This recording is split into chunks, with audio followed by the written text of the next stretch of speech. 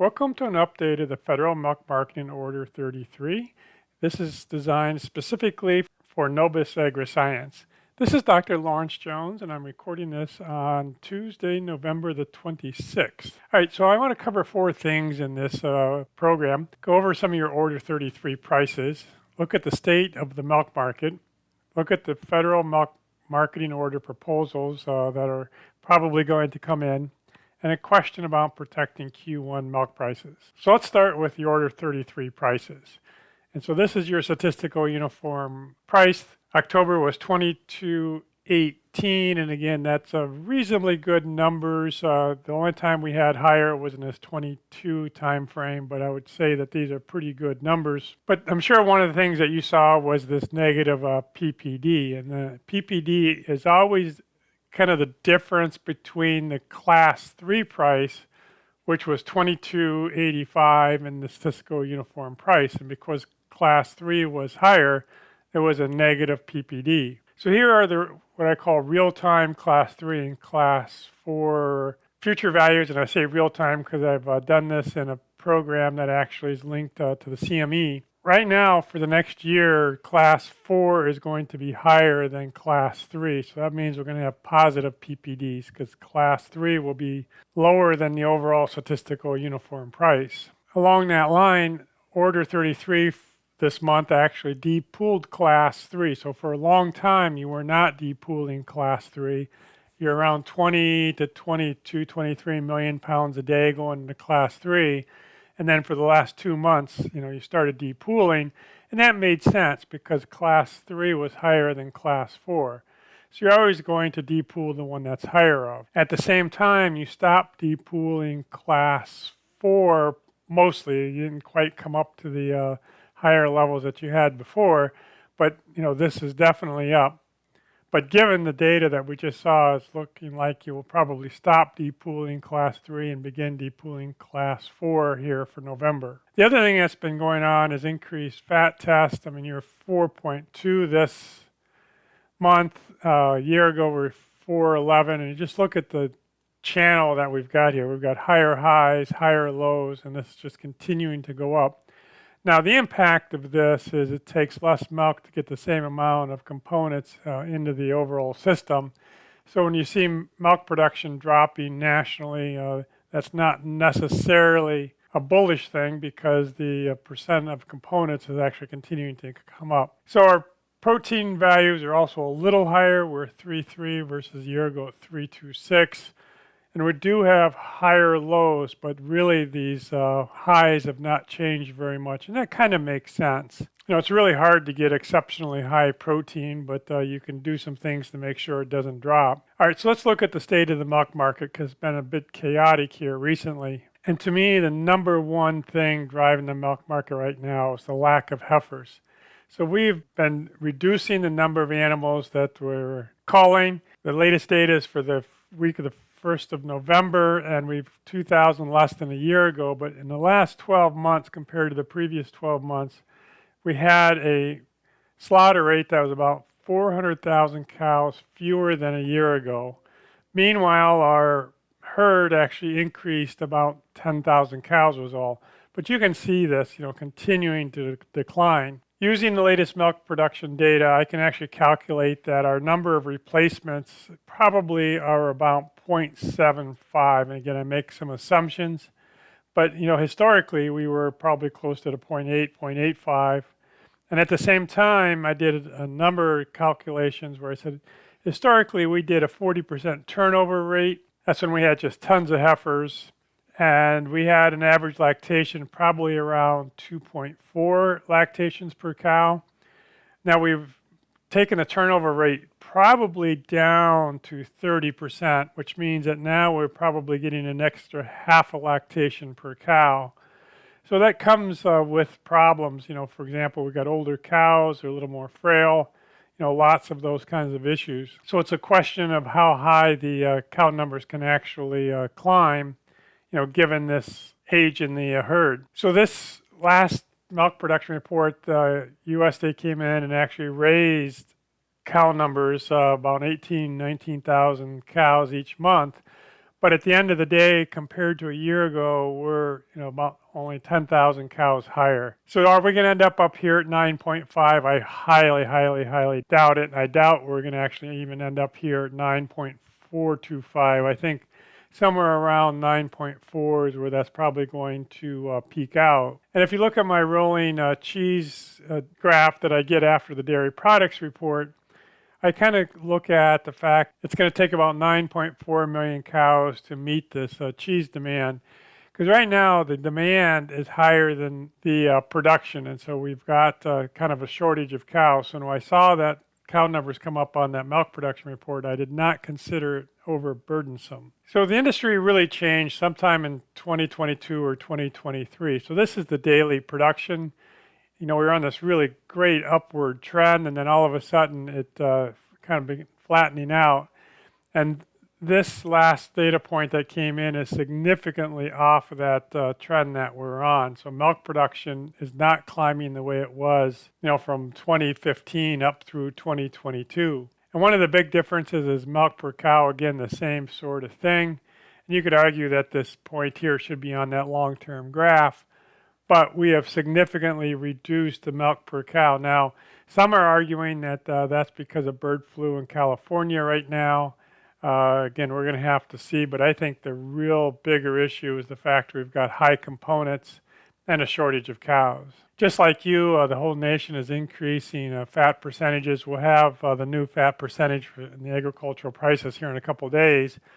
But right now, it is trending up, and we came in just a little lower than we thought we would, but looks like fat for October is going to be up about 10 ticks. So cheese stocks are really coming down. Again, if we look at kind of this long-term trend, this point here is significantly lower than we had been. And when the trade got this report yesterday afternoon, it really liked it. I mean, it came up 12 cents from the November to May contract, and it's up even a little bit more today. So the trade really liked the fact that these cheese stocks are coming down, even in light of the fact that cow numbers are beginning to climb a little bit. What I think is impacting this cheese stocks more than anything is this forward curve.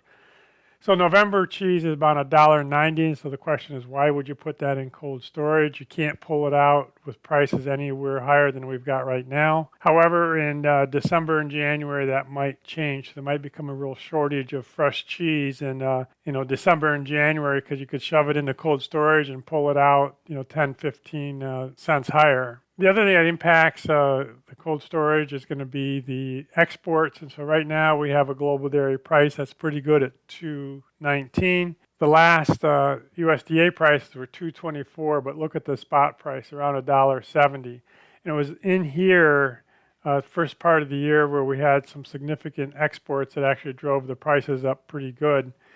And so with this spot price dropping, you say, well, maybe the National Dairy Sales Report won't follow it. But if you look back through here, there's really not a time when this red and blue line separated by very much. So I'm expecting the December USDA price to be in that $1.70 area. Talking about exports, the global dairy trade came up about 1.9% session over session. We've really not had a down session since July. And that was being driven mainly by whole milk powder. But again, if we look at our prices, butter on the world market's $2.11. We're $2.54, and I think it dropped to $2.48 today. Cheddar's around $2.19 on the world market, and we're about $1.70 today. So that is almost a 50-cent difference. Should be exporting a lot of cheddar. Whole milk powder is basically $1.39 in the world, and it was $1.39 today. So again, not a big difference there. So here's the graph of the spot cheese prices. Again, we had this significant run up, and then we had down, and now the question is, where are we headed? So there's two narratives that are kind of out in the industry right now. One is we're going to find support here, which I would say that probably is consistent with the spot market today. And if we chop around this $1.70, that should give us 1830, 1850 kind of class 3 numbers. And if we look at, today we're 1867 on December class 3, so that would be more consistent. Now, Sean Hackett has the narrative that we're going to end up at $17 for Q1. I can't buy that at this point because that says cheese is going to have to come down to $1.60 off that $1.70 that we're at right now. What's been really surprising are the whey prices. They just continue to come up, and actually today we're up to 69 cents, so that was up 3 cents today. And butter prices are just kind of in this long-term downward trend, and they fell down to 248.5 today, so they're down yet again. What I always like to look at is up in the Midwest, what's going on with the cream multiples. They are actually reasonably strong at 1.3, but there's still a lot of cream floating around. And the spot milk loads are going for as much as $4. That's going to suggest that milk is relatively tight. The other thing that is continuing to rise is this non-fat dry milk. Global dairy trade did come up, but it's kind of holding right at the top of that today. And it's at that 139 in the spot market today. So we had 3 of the 5 national dairy sales reports for November. So November's starting to just kind of settle in here. And this should come in right here, 1987, 1990, somewhere right in here. But we should have butterfat prices just a little over $3, protein prices around $2.33, and now the solid's pretty strong at, plus 40 cents. This is the last 5 weeks of the National Dairy Sales Report, and the only question I have is, why was the volume of blocks so low this last week? And so that's an interesting question that we have to kind of dig into a little bit, where just nobody wanted to buy blocks, or were they actually being set aside for export? So as we kind of take a look out here, I think end up 2024 somewhere around that $1.75 above last year. And these prices might have a little bit of upward movement on it, but we only have 2 months left here, and actually November is pretty well in the books here.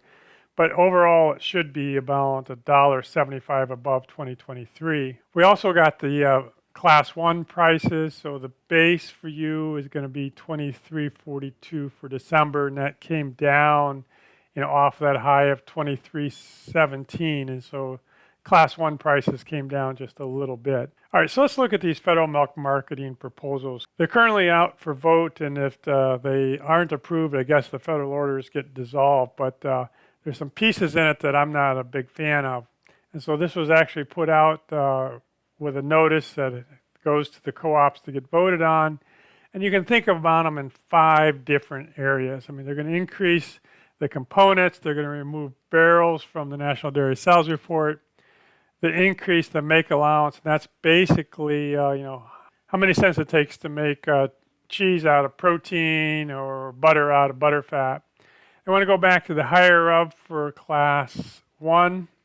And then changing some Class 1 differentials, which I won't talk about. But overall, this is from StoneX. So when we look at the change on the make allowance, that is fairly negative. That's pushing $1 a hundredweight for decreased class prices. Now, if you remove the barrels, they think that it's going to actually increase it by 21 cents. And again, what happens if that's not the case? And so the total impact is going to be about minus 16 cents. And it's going to be a lot worse for a little while here, because they are actually going to implement the make allowance first and then come back and add the components. And so for a little while, we're going to be looking at minus 70, minus 77 cents. And then once they change those components, it gets a little bit less. But one of the numbers that I'm not sure I believe right now is this 21 cents, because we're taking barrels out of the National Dairy Sales Report. If you look just recently, barrels have been higher than blocks. Now, if you look across 5 years, you might get a different story. But in the most recent times, barrels have actually added a little bit of value. And again, just to kind of look at where we're at, I just threw in these prices, and they're consistent throughout. And so right now, we would end up about an 1844 Class 3.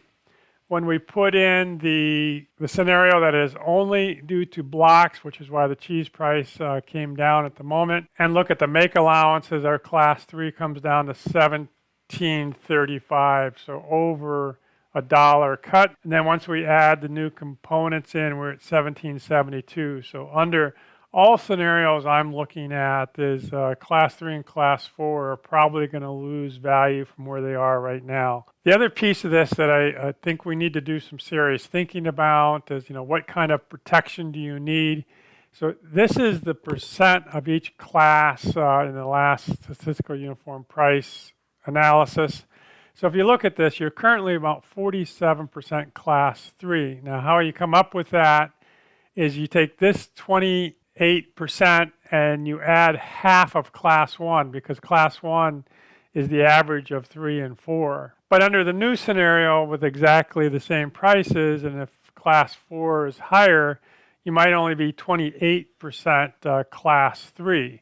And so do you go and put DRP and on for 50% class 3 or only 28% class 3? Depooling is also going to make a significant difference here, because when you depool, these percentages don't make sense. So to find out what percentage your milk is, you really just need to talk to your co-op and get a number from them, because they need to take the depooling piece into consideration there. All right, the last thing I want to talk about here is protecting the Q1 prices. These are as of Friday, the 22nd of November. So we've had a couple different recommendations.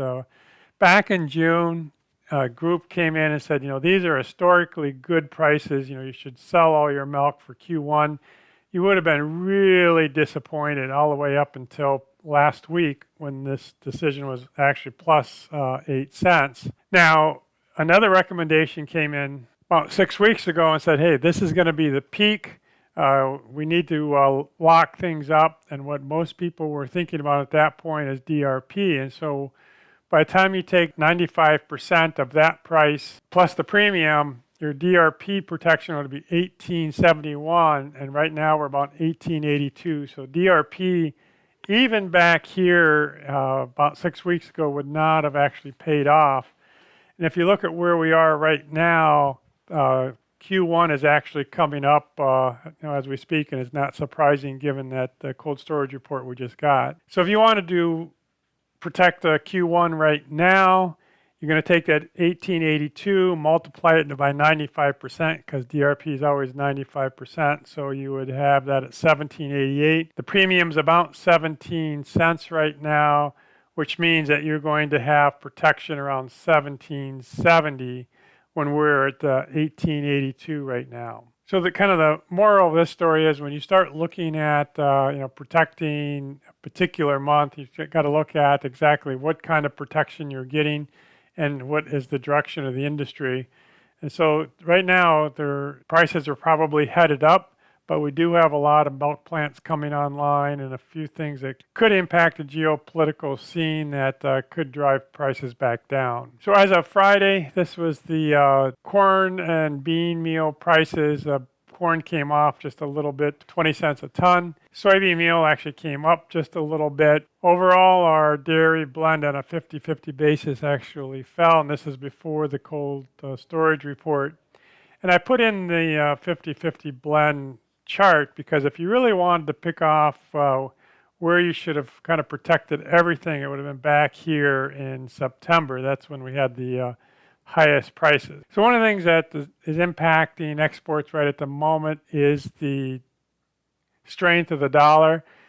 Since back here in September, October, it's actually gained about 700 ticks, and so it's up significantly. And so that's going to hurt exports of anything, including things like non-fat dry milk and dairy products. I always like to take a quick look at the drought monitor to see how you guys are doing. And that southeast Ohio area has got a red dot on it. I mean, they've got a severe drought there. But all of Michigan is in some sort of either abnormally dry or moderate to a severe drought. And actually about 80 some odd percent of the country right now is in some sort of drought. Luckily, we got a little bit of precipitation coming, but kind of the big story right now is how much of this cold air is going to infiltrate the country and for how long. Again, there are some people arguing that the natural gas prices are just going to skyrocket here, but this does appear to be relatively short term before we get back into a more normal pattern. All right, that's what I have for you this month. I apologize for not getting you a report for October. A few things came up that just time got away from me. So again, I will try to get you another report in December.